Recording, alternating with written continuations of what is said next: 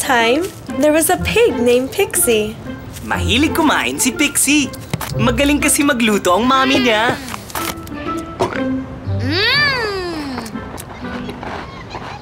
Kaya lang...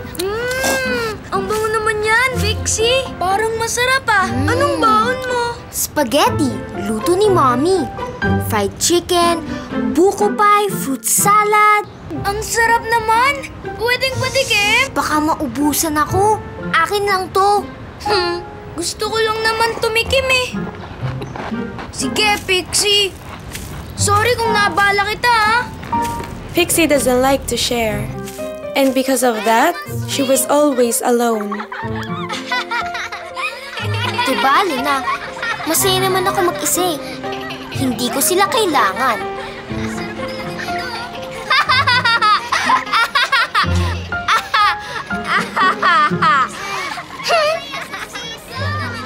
Because Pixie doesn't like to share, most of the time, she doesn't finish her baon.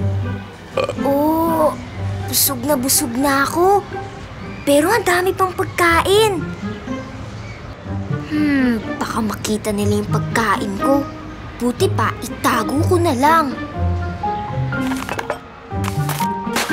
Ayan, wala nang makakakuha ng pagkain ko.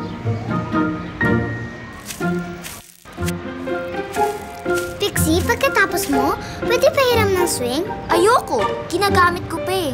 Doon ka na lang sa siso. Pati din sa mga ibang bagay, ayaw ni Pixie mag-share. Maya-maya lang, lumayo na lahat ng mga bata sa kanya. Nagutom ulit ako ah. See?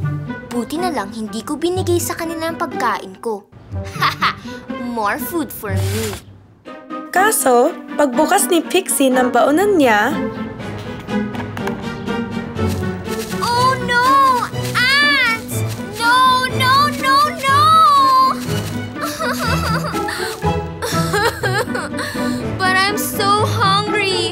What am I going to do now? Naku, tingnan mo si Pixie, oh. Kawawa naman.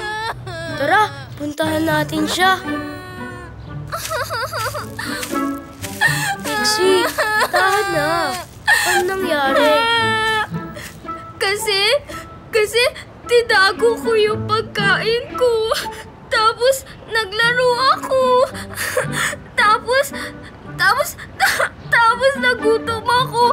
Pagtingin ko dun sa baon ko, inubos na ng mga langgam. Naku, oo nga. Halos wala nang natira. And I'm so hungry. Kawawa naman siya. May baon pa naman ako eh. Bigyan natin siya ng pagkain.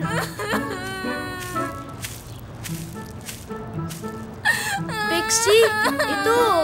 You can have this. Oo, Pixie. Huwag ka nang umiyak. Magbibigay kayo sa akin? Talaga? Ang bait niyo naman. Para sa'yo yan. Sige, kumain ka na. Masarap yan, Pixie. Promise. Salamat, ha? Ang sarap! Kayo, kain din kayo. Sabayan niyo na ako. Sige. Maraming salamat sa inyo ah. Ang saya niyo palang kasama. Sana pala kanina pa ako nag-share sa inyo. Okay lang yun, Pixie. What's good is now we're all sharing and having fun.